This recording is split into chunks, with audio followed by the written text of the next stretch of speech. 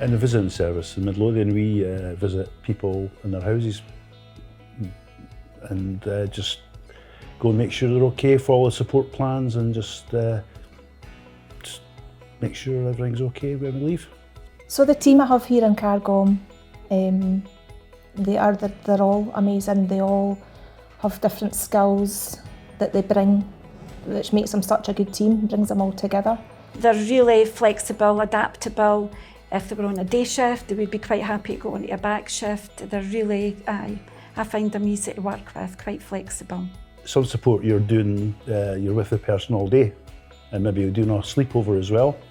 And the other visits are maybe just for an hour, just to help people take their meds, have something to eat, just basic routine stuff in the house. We supported someone a few years ago with Huntington's, which was really quite challenging. Social work recognised the work we'd done then, so we were picked out organisations to provide this support.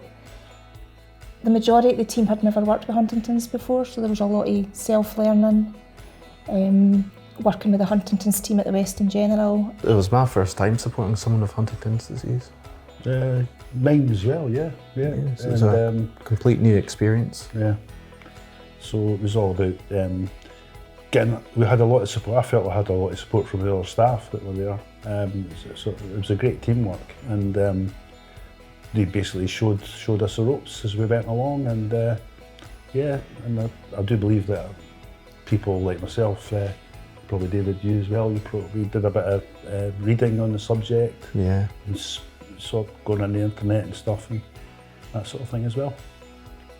We were just glad that we were there supporting him through it. We were there to make sure that he was comfortable and that he was eating and that he was supportive of his everyday needs. The team had to adapt by showing like great resilience. They had to, their skills quickly, moving and handling. Even how to feed the person supported was totally different from how they've supported other people. But even just an understanding of the condition and how it can deteriorate really quickly, and look for the signs that would show that there was a concern that we needed to involve other professionals. It was new to all of them, but they just, yeah. They did amazing. A lot of self-learning as well, didn't they? Which was really great. And then sadly we found that the person supported was coming to the end of life and they wanted them to be able to stay at home. And the team were absolutely amazing. They filled in all the gaps, delivered the best support that they could, and family were really happy that the person could pass away at home. I was always mindful when I was working with the gentleman that it was his wish and his family's wish that he died at home. And I think we all worked hard to try and help him with that, which we made him as comfortable as possible. Mm-hmm. Yeah.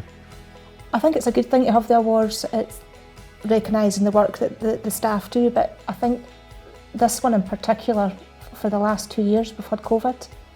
So, the team have been very resilient, very out there, front line, putting themselves at risk, and they've just got on with it and delivered that support. And the person that we supported here, they kept him safe. He didn't contract COVID during that time. Yeah. I think it's been a great morale boost. Yeah. And confidence boost, and the fact that our work doesn't go unnoticed and our support towards people doesn't go unnoticed either.